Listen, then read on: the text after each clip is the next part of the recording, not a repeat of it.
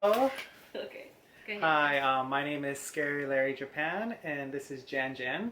I'm going to interview her about her life in Japan. She has been living in Japan for about 14 years on and off, and I'm going to talk about Well, my over over. about 15 years, about 14 years on and off here and there. Mm. And I'm going to talk about my life in Japan over the last 10 years. So this is just a small introduction video, and I'd like to get her perspective on life in Japan and what brought her here.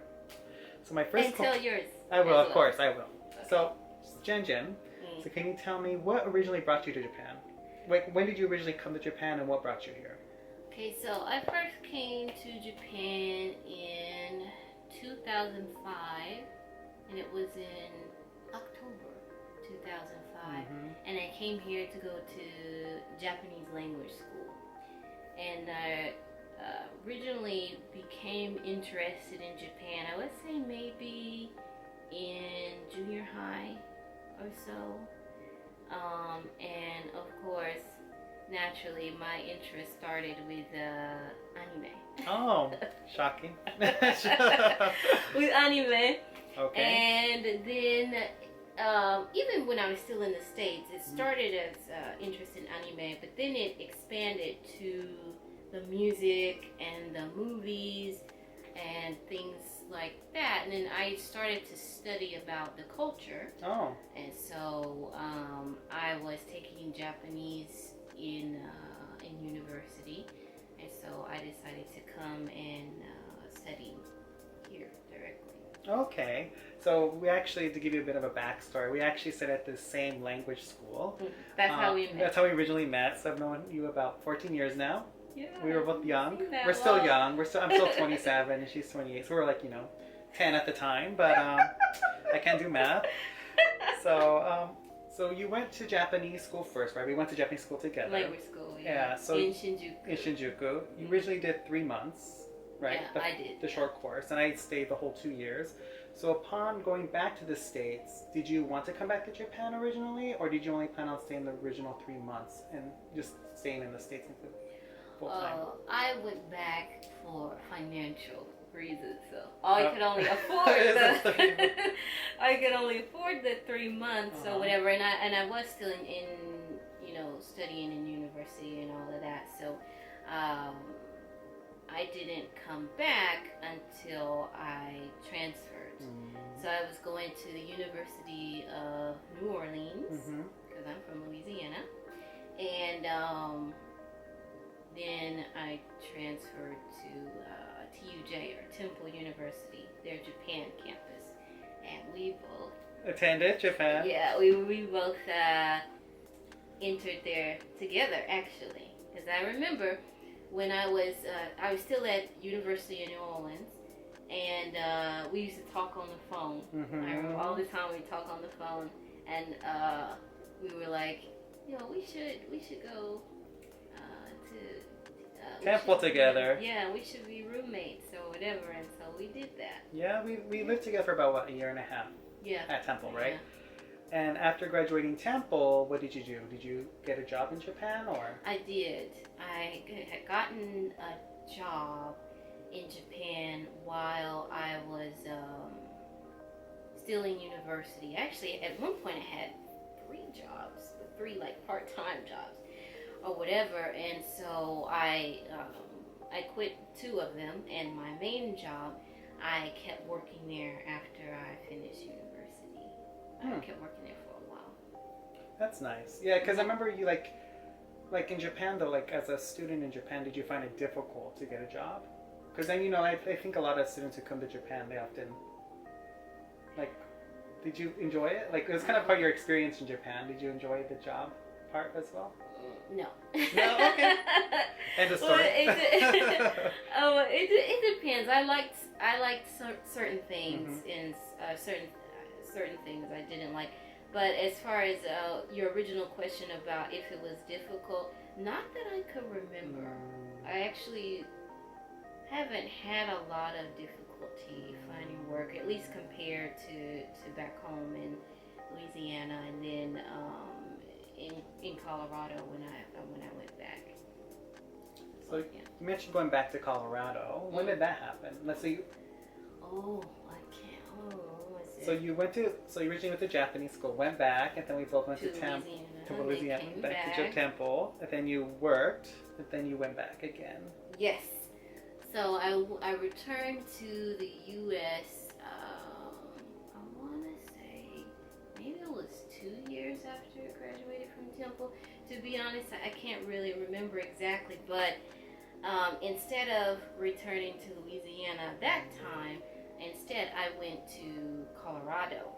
And I went there because one of my friends, she was like, because I was concerned about, being able to get a job.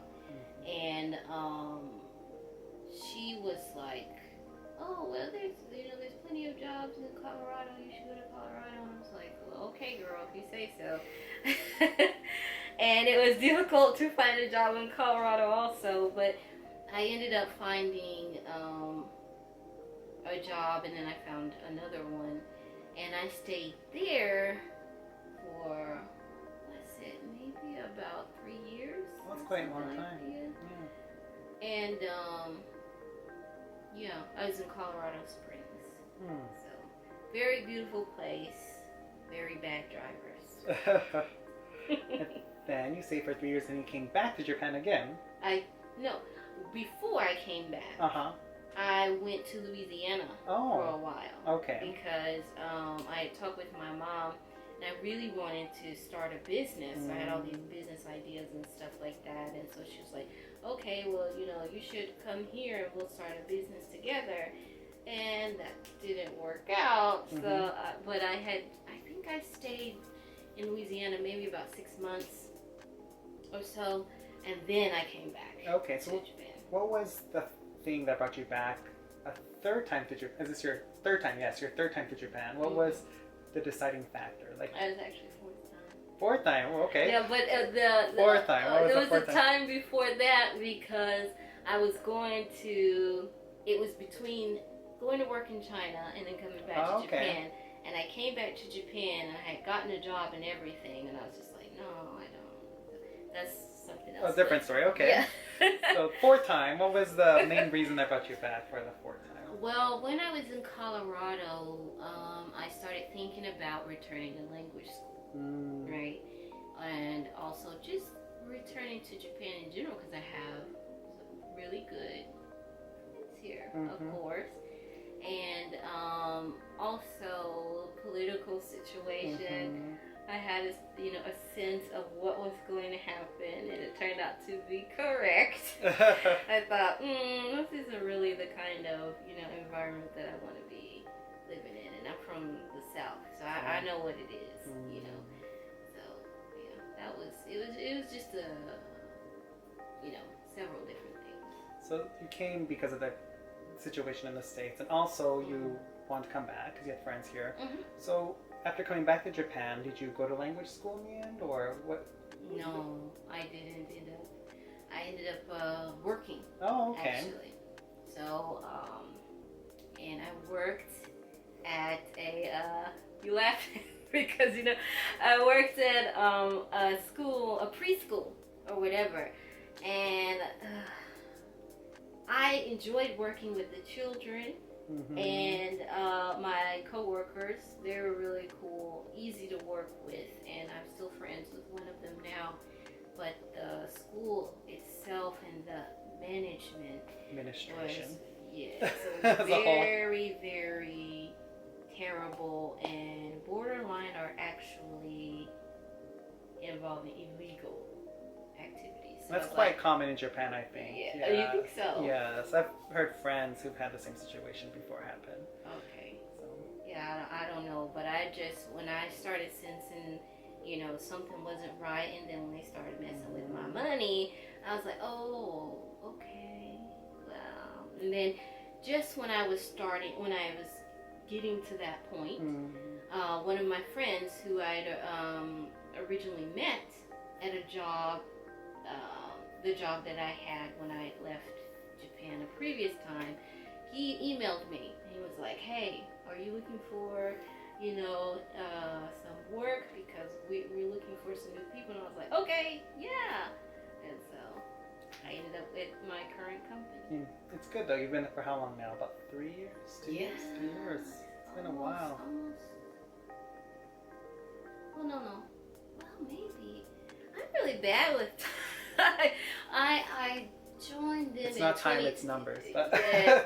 No, I mean like time in general, like the passage of times as far as years and stuff. I really have to think about it. But no, I joined them in February or March of 2017. Okay, so it's been about 3 years. Over 3 years now. Is it? 2019. Okay. Or 2 years. 2 years. Yeah, I gotta that's do what math. I was gonna can't even say. do Yeah, math. why you trying to talk about me? Someone who's in sales who doesn't do math. Yeah. Okay, so anyway, yeah. Okay, so Yeah, from 2.5 years. 2.5 years. So what is your future goals in Japan? What do you plan on doing? Let's say if you do stay in Japan for, or what's your 10-year plan, like from now? If you decide to stay here or go back, whatever it might be, what do you want to do? I don't see myself living in Japan in 10 years. I just don't see that. But I could see myself, ideally, what I would like, especially if the political situation improves in the States, is to return to the States, but to be self-employed. Yeah. Right. So to start a business, as we've talked about, and also I have a lot of different things that I want to do, but I would like to live in either New Orleans or in New York City, Oh. or both. If one day I am, It's like your winter home and your summer home. yeah, financially, blessed enough or whatever. But then I do see myself returning to Japan, every year, and maybe staying for, like 90 days or something like that, to just take care of business and to see people and just hang out, or at least just come back and visit on vacation. Yeah. But that's 10 years from now. Yeah. Let's say in 2 years from now, I could see myself still living in Japan, but also 2 years from now, having my own business here. That's good. Yeah. Oh, very interesting. But I'm actually quite different from her, Jennifer, in a way. We both came together Japanese school about 14 years ago, and I stayed for the 2-year program, and then I had to return to the States for about 6 months in order to get my visa changed from a pre-college student visa to a student visa. And also, since I didn't plan on going to this school in the States originally, I didn't take the SAT, and that was one of the requirements to get to Temple. And since I haven't taken any math courses in over 3 years, I don't think I'd have scored quite high. They required a somewhat high score, so I had to wait till I was 21 in order to enter Temple without a SAT score. Okay. So I went back for 6 months to wait until I turned 21, and then I entered as a student without taking the SATs, which helped. And then I went to Temple, and we studied together. We both graduated in about 3 years, though, right? It was pretty quick. We didn't stay till 4. We graduated at the same time. Yeah, and I think the reason is because we took courses beforehand at other institutions, and we also had a lot of Japanese credits from our Japanese schools, which is why we both had the same major of Asian studies, because it was a quick way to get a degree. We didn't want to, waste time there. Yeah. And then after that, I stayed in Japan. I was just like Jennifer. I was able to get a job through a friend. We both graduated around a time where it was quite difficult to get a job in Japan, which I think which helped with you a lot too, having a friend or having a part-time job prior because of the earthquake. It was the 2011 earthquake, which had a low hiring rate. So I was lucky to get a job through a friend. Yeah, I actually had left after the earthquake. Yeah, that's when I was gone for a month or two, and when I returned, I was able to return to my job. It was quite lucky. I think that time was quite difficult, right, for most people in Japan, especially foreigners, because we're kind of unsure what was going to happen. And I was actually at school talking to you on the phone, and you were at home when the earthquake happened. I was about to take my final class, like the final exam in my math course, and started shaking. I was like, "Oh, do you feel that?" She's like, "Yeah." No, I remember. I remember. I was like, "Did we have an earthquake Is the it other day?" shaking? Then I said, "We have an earthquake right now." And you're like, "Oh, I'll call you back," or something you said. It hung up. But then the And- phones didn't work after that. Yeah, exactly. And then it got worse and worse and worse. And I was like, oh my god, like what the heck is going on? And you were in Chiba then, which is near the Yeah. bay, which is quite scary if you know Yeah, tsunami yeah. warnings. I was at school, but when I heard like students scream, especially Japanese students, I was like, oh, this isn't a good sign, you know. Mhm. So yeah, so we were here for that time, and that was quite scary. And I Mhm. think it really made us think about what we wanted to do, if we wanted to stay in Japan or not. Mhm. And during a lot of the students I went to school with, a lot of them had left Japan after that because they didn't want to. Yeah, some of the ones who stayed were kind of like salty. Like, Yeah, they're- remember what's his name? And like, Guy. Yeah, that guy. And he was just acting like we didn't have any loyalty to Japan and was posted about flying Oh yeah, I and remember stuff that. like Who that. was I'm it? just like, you know,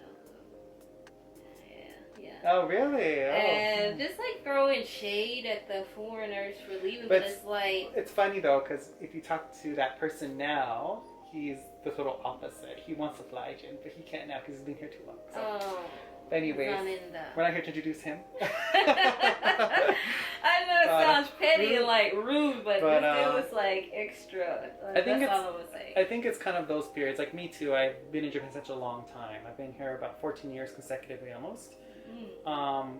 So yeah, I worked at my And you friend's have permanent residency. at permanent residency. I got it a couple months ago, Mhm. finally.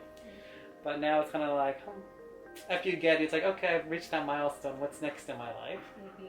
But yeah, so Now you talk about like going back to the States. Oh. someday, or So- whatever. it's funny now because now as I get older, I've been in Japan a long time, so I've worked many jobs. Jennifer's worked many jobs as well. Mhm. I have never worked in a Western setting before, so my first company was somewhat Western. We had a lot of foreign staff. And my second company after that, I worked at a publishing house, and everyone was Japanese. It was a very Japanese company. And then I changed jobs after 4 years, and I worked at a crappy job, a hotel job, which was like hell on earth. I was there for about 4, 5, 6 months about. I'm working at my current company, which is a trading house. But the perks of my company, and one of the things they mentioned during the interview was that I would eventually be sent back to the States. Of course, I'll be in New York, so it's a little bit different than being put somewhere, in the Midwest or back in Colorado, where I'm from. But I think it's kind of the point where, like, I've been here so long, it's come home. It's my home. So when I go back to the States, it's more like being in a foreign country. A foreign country where I can speak to everybody, of course, but, it's the way that life is done in the States I've never experienced before, because I've never been an adult In the States. business world. Business and personal. Because I've never been an adult in the States. I originally came to Japan when I was 17, so after high school. Mm. So I've never been an adult in the States, which is my biggest fear. I would imagine though it wouldn't take you long No. to adapt. There's not any of that culture of BS that I have to deal with. Yeah, I think, it's kind of interesting. I feel that, like, You know what the sad thing is? Like I was gonna say, you don't have to worry about like the xenophobia and the racism that you deal with. I'm on a Mexican. daily I'm basis. Mexican. I was like, what girl? What are you They'd talking be like, about? go back to your country. If anybody knows. That's my biggest worry, is when I go back, I have to deal with the Trump supporters. They're like, go back to your country, ho. Well, they said that to me. I remember when I was a little kid, people used to say, I had friends who were racist, and I think they didn't know what racism is because they would say racist stuff that they heard their parents say, and it didn't really connect for me, as a child. Yeah.